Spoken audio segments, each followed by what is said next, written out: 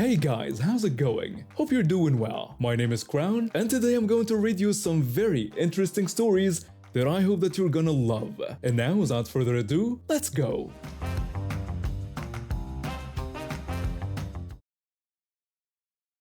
I'm the kind of person who keeps to myself mostly, but I'm polite to everyone.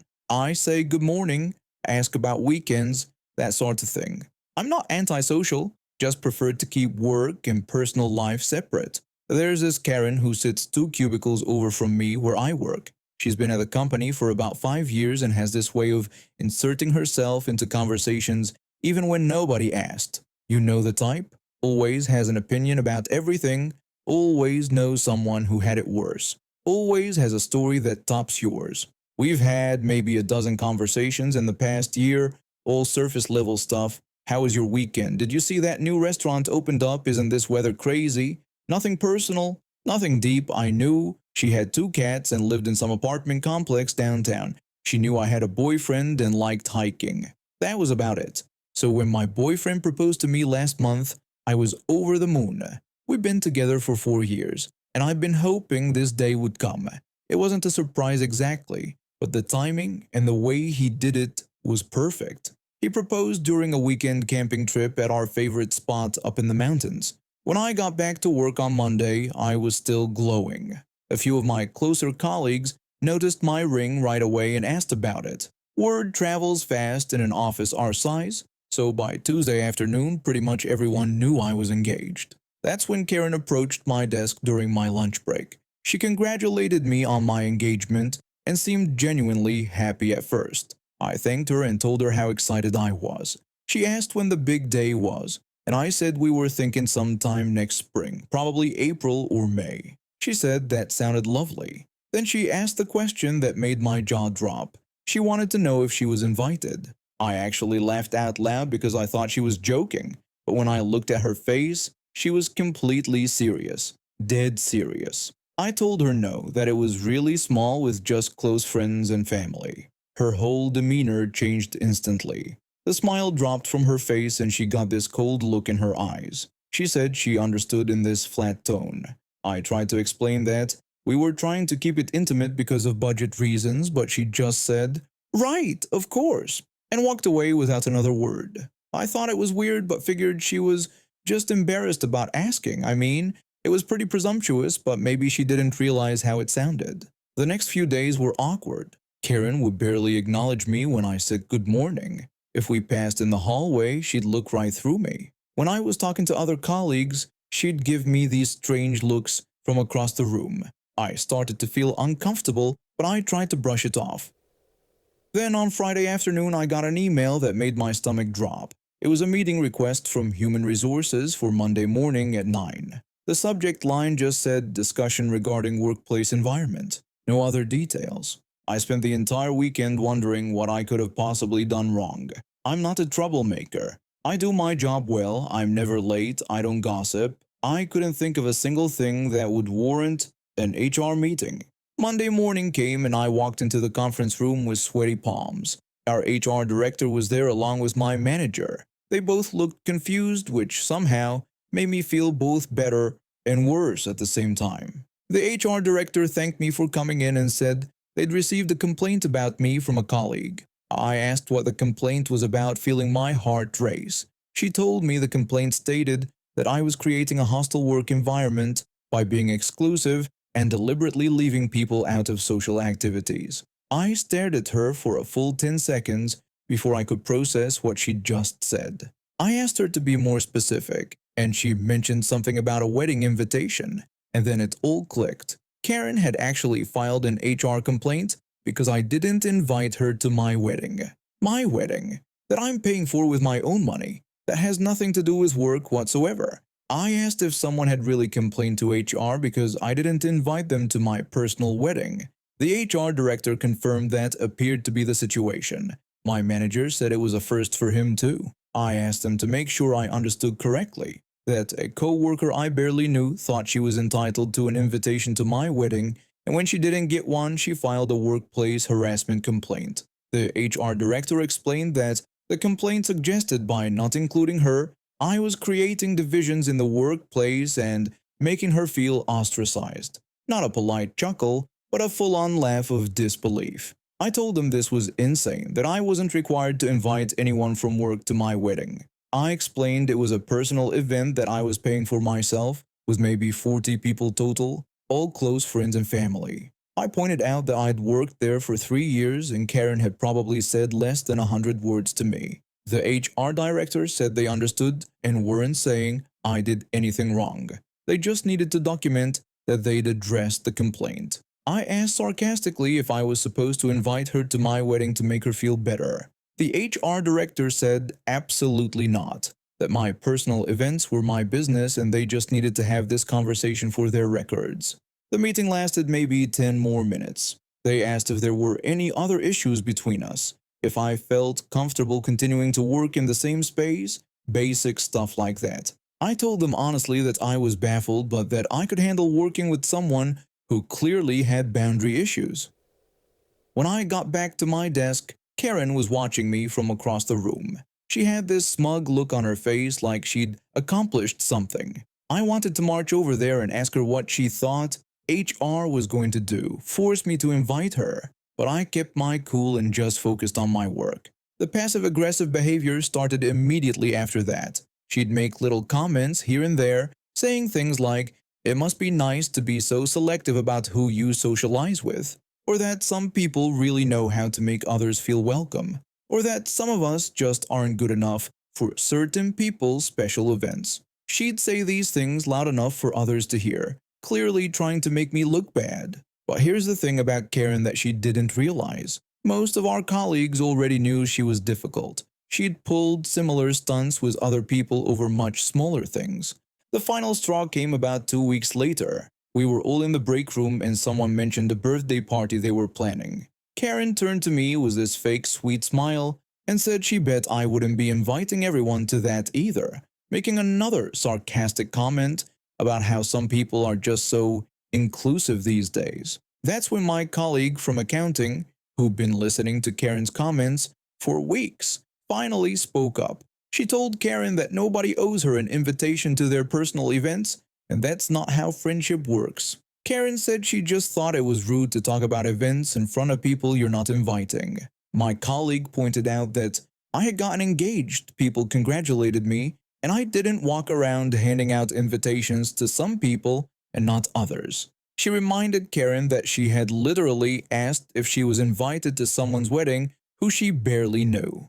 The break room got very quiet. Karen's face turned red and she muttered something about needing to get back to work. After that, word spread pretty quickly about what had actually happened. Karen's passive-aggressive comments subtly made sense to everyone else, and instead of making me look bad, they made her look completely unreasonable. The best part came a month later when Karen announced she was engaged too. She started talking about her wedding plans in the break room, going on and on about the venue and the dress and all the details. When she finished, my same colleague from accounting asked with a completely straight face if she was inviting everyone from the office. Karen's face went white. She stammered something about it being a small wedding and walked away quickly. I never got an apology, but the passive-aggressive comments stopped. Karen still gives me weird looks sometimes, but now everyone knows exactly why. Last summer was busy with client projects, so I'd started taking breaks on my front porch just to get some fresh air and stretch my legs. My house sits on a corner lot in a neighborhood where most people know each other, at least by sight. I've lived here for about 3 years now, and while it's not the fanciest area, it's peaceful and the neighbors generally keep to themselves. That afternoon I was sitting in my usual spot on the porch, scrolling through my phone during a break between projects. The weather was nice and I was enjoying the quiet when I heard a car pull up. I looked up to see this bright teal sedan that I'd never seen before. The color was so unusual that I knew I would have remembered it if it had been in the neighborhood before. The car stopped right in front of my house, and the driver started yelling and waving at me through her open window. I was confused because I had no idea who this person was or what she wanted. I gave her a hesitant hello, not sure what was going on. She shouted back that she wanted to ask me something. Now I'm thinking, great, here comes some kind of sales pitch. Maybe she is selling insurance or trying to recruit me for some multi-level marketing scheme. I've dealt with enough door-to-door salespeople to know this routine. I asked her what she wanted to ask about. She gave me this weird look like I was being difficult or something. She repeated that she wanted to ask me something, as if that explained anything. I told her okay and asked again what it was about. Same look again. She waved her hand around impatiently and said she didn't want to ask from that far away. That's when the red flags really started going off. There was absolutely no way I was getting up and walking over to some stranger's car. I don't care how harmless she might look. I've watched enough true crime documentaries to know better than that. I told her she was free to get out of her car and get a little closer. She didn't look happy about that suggestion, but she did get out. However, instead of actually coming closer, she just stood behind her car, which really wasn't any closer than she had been sitting in the driver's seat. I was starting to get annoyed with this whole weird interaction. She asked if my street had a lot of traffic. I figured she was worried about blocking the road with her car parked the way it was. Our street does get a decent amount of traffic, especially during rush hours when people use it as a shortcut to avoid the main road. I told her it had a good bit of traffic. What she said next completely threw me for a loop. She explained that she was looking for someone to let her use their yard to have a yard sale. This complete stranger had just driven up to my house and was asking to use my property for her personal business. Everything about this lady had already rubbed me the wrong way from the moment she started yelling at me from her car, and there was absolutely no way I was letting her set up shop on my lawn for hours. I immediately told her no, not here. She looked absolutely shocked, like she couldn't believe someone would actually say no to her ridiculous request. She repeated the word no like it was a foreign concept. I confirmed that yes, my answer was no, not here. That's when she really lost it. She called me rude and started saying a bunch of other stuff that I couldn't quite catch. She was clearly angry when she got back in her car and drove away, leaving me sitting there wondering what the heck had just happened. The whole thing was so bizarre. I mean, who does that? Who just drives around asking random strangers if they can use their yards for yard sales, and then gets mad when people say no? The entitlement was unreal. What made it even more ridiculous was that there's literally an empty field right at the corner of my street. It's just sitting there unused, and I'm pretty sure it belongs to the city or the county. If she really needed a place for a yard sale that badly, why not check there first? Or better yet, why not have it at her own house like a normal person? I told my neighbor about it later that evening when I saw him walking his dog. He laughed and said he'd gotten a similar visit from someone matching that description a few streets over. This lady had been driving around the whole neighborhood asking people the same thing. According to him, she'd gotten increasingly rude with each rejection. The more I thought about it, the more I realized how inappropriate her request really was. Even if I had been inclined to help a stranger, letting someone use your yard for a yard sale is a huge liability. What if someone got hurt on my property? What if they damaged my lawn or left a mess? What if they were selling stolen goods? There are so many things that could go wrong. But what really got to me was her attitude. She acted like I owed her something, like I was being unreasonable for not wanting a complete stranger to turn my front yard into a flea market. The fact that she called me rude after making such an outrageous request just showed how entitled she was. I never saw the teal car again after that day, so I guess she either found someone else to take advantage of or gave up on her door-to-door yard sale location hunting. Either way, I was glad to be done with that brand of crazy.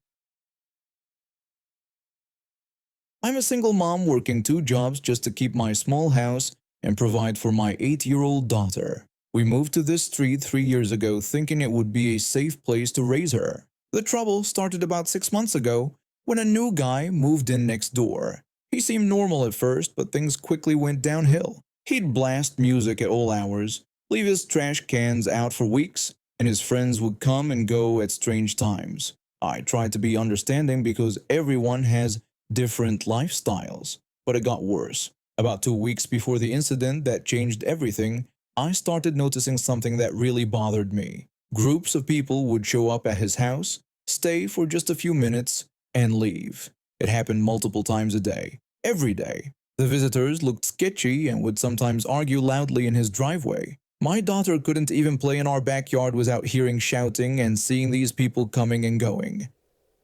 What really concerned me was when I saw him showing what looked like a gun to some of these visitors. I'm not anti-gun or anything, but something felt very wrong about the whole situation. These weren't normal social visits or even normal business transactions. The quick exchanges, the way people would hand him money and leave with small packages, the aggressive behavior, it all pointed to drug dealing. I wrestled with what to do for days.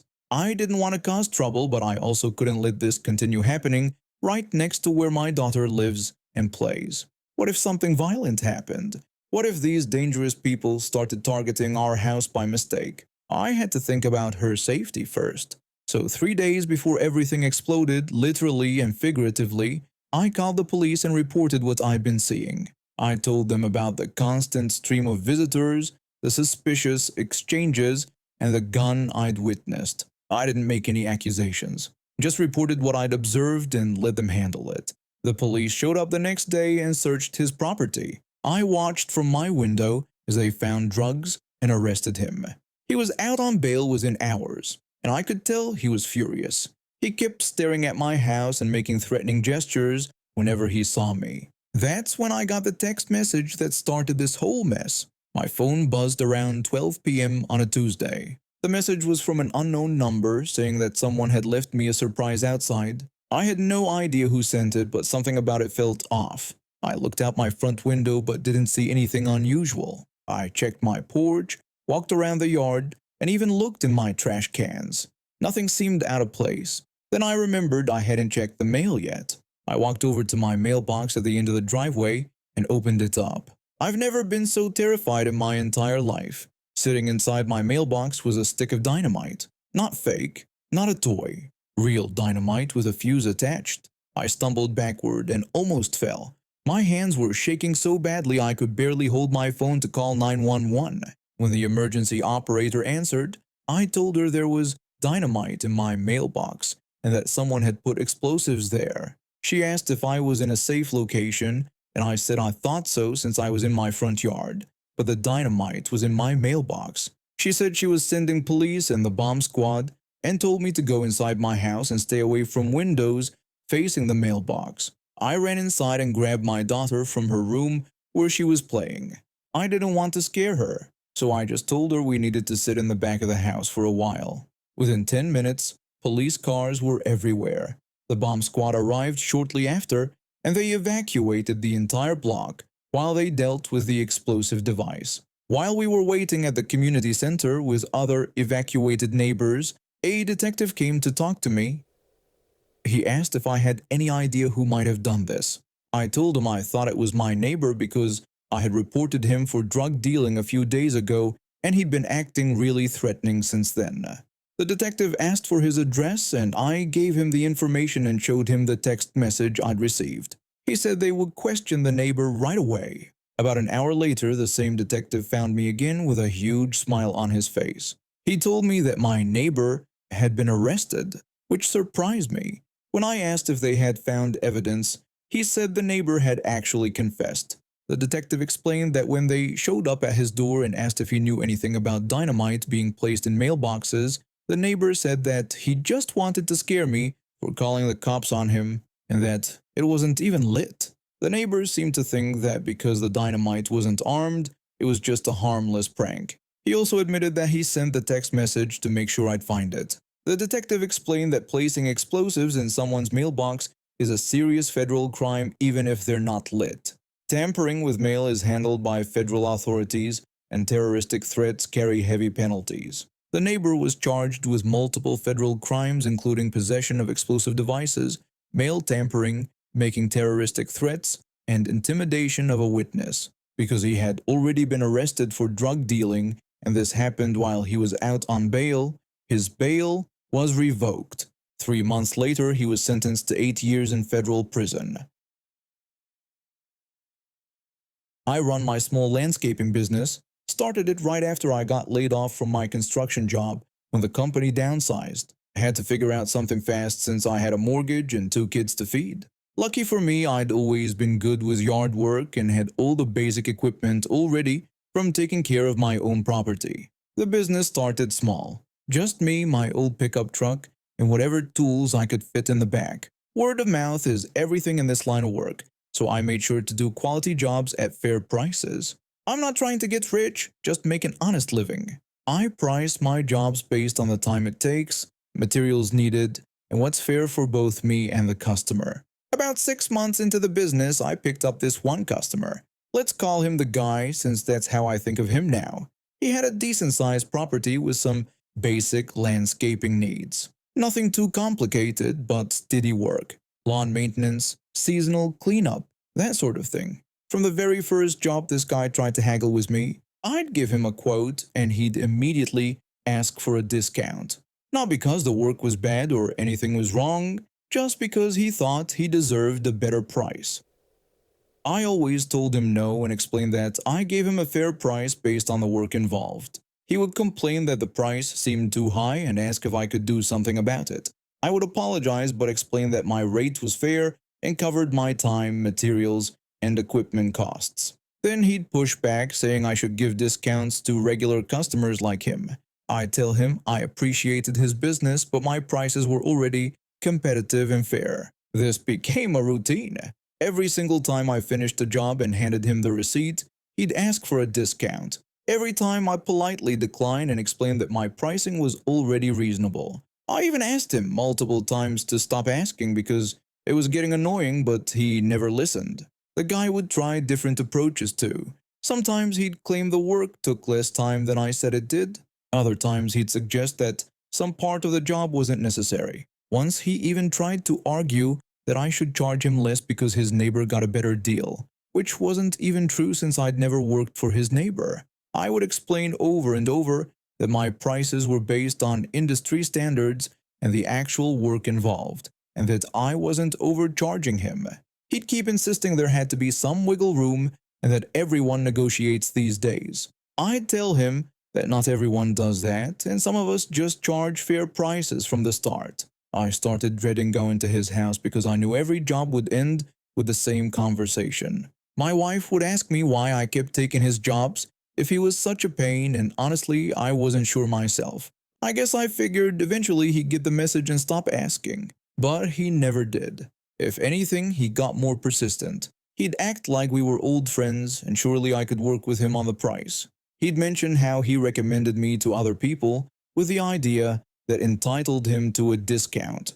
He even tried the old times, our tough routine, despite living in a house that was easily worth 3 times what mine was. The breaking point came last Tuesday. I'd just finished trimming his hedges and cleaning up his flower beds.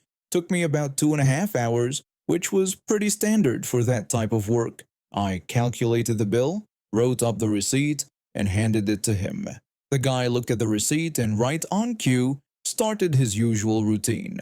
He asked if there was anything we could do about the price, claiming it seemed like a lot for hedge trimming. I'd had it. After months of the same conversation, something in me just snapped. But instead of getting angry, I got creative. I told him sure I could rewrite the receipt for him. His face lit up like he'd finally worn me down. He probably thought he was getting his long-awaited discount. I walked back to my truck, pulled out a fresh receipt book, and quickly did some math. I came back with a new receipt that was 10% higher than the original. The guy stared at the new receipt like I'd handed him a bill written in a foreign language.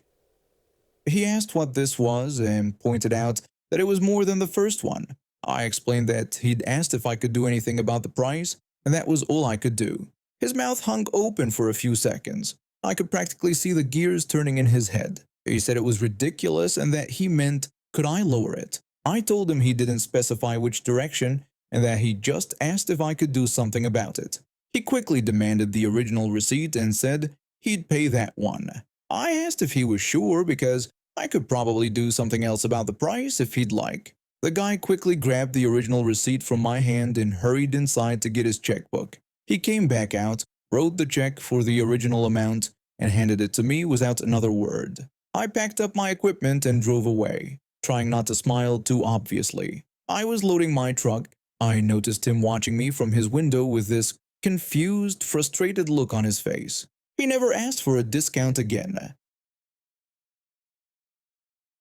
I worked at a mid-sized corporate office doing customer relations. My manager was this middle-aged guy who always acted like he was doing everyone a favor just by existing. He had this way of making simple requests feel like you were asking him to donate a kidney. My grandfather and I had an incredibly close relationship. He practically raised me after my parents got divorced when I was 8. Every summer, I'd spend months at his house in Florida. He taught me how to fish, helped me with homework over video calls when I moved away for college, and was basically the father figure I needed growing up. So when I got the call that he had passed away suddenly, my world completely fell apart. I knew I needed time off, not just for the funeral, but to help settle his estate since I was listed as the executor in his will. Plus, honestly, I just needed time to grieve. This wasn't something I could just bounce back from in a day or two. I walked into my manager's office the morning after I got the news. I was still pretty shaken up, but I tried to keep it together. I explained that I needed to request emergency paid time off because my grandfather had passed away, and I needed to fly to Florida for the funeral and handle his estate. He immediately shot me down, telling me that grandparents didn't count as immediate family for emergency leave purposes. When I tried to explain that my grandfather had raised me and that I was the executor of his will with legal responsibilities, he just repeated the company policy about parents, spouses, and children being the only qualifying relationships.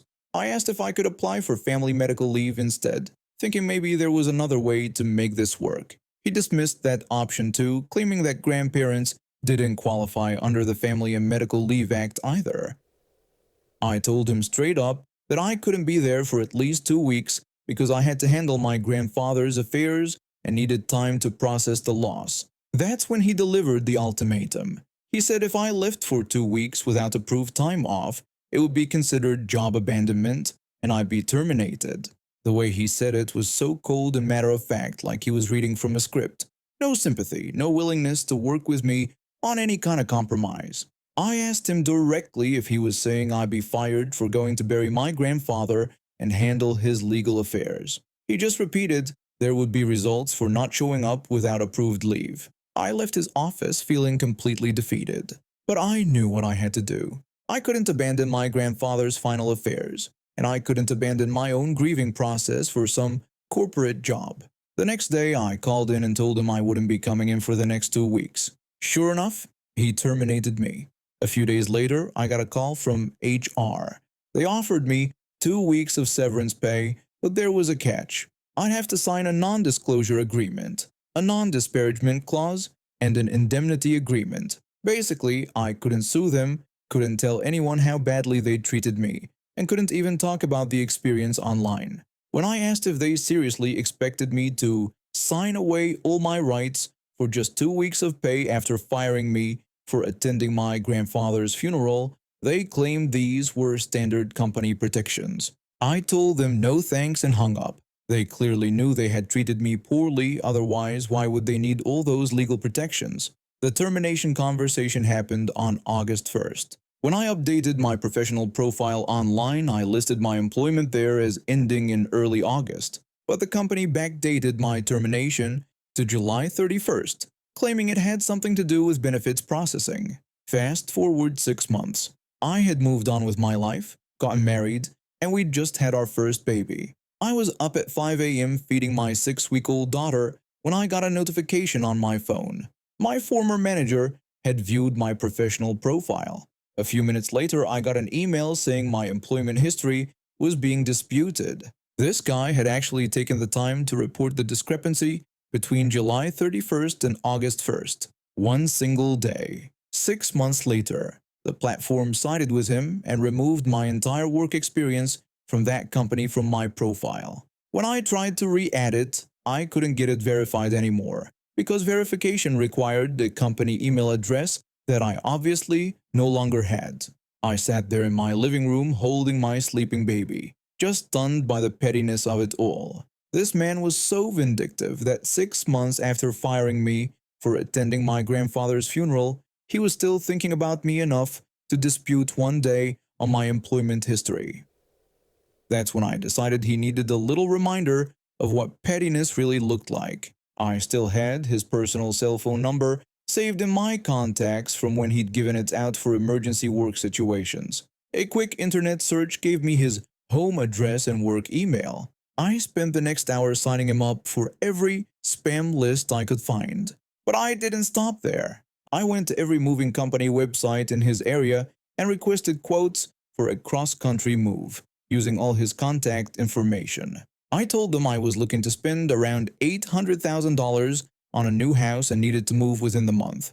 I hit up real estate agencies too, claiming I was a serious buyer with a significant budget looking for immediate assistance. I made sure to use both his work and personal phone numbers, plus his personal and work email addresses. These were the kinds of leads that would have salespeople practically tripping over themselves to make contact. Within an hour of his petty report about my profile, his phone would have started ringing nonstop. A former co-worker who still worked in the same department told me later that his phone was going crazy for days. Both his work line and his personal cell were constantly buzzing with calls from eager real estate agents and moving companies. The beautiful part was that his job was client-facing, so he couldn't just ignore the calls. He had to answer every single one, thinking it might be an important client, only to find another excited salesperson ready to help him with his big move or home purchase. I don't know if he ever figured out it was me who orchestrated his little phone call marathon,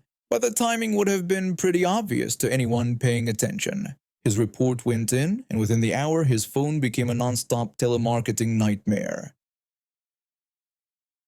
And now we have reached the end of today's stories. Thank you for watching, and see you next time.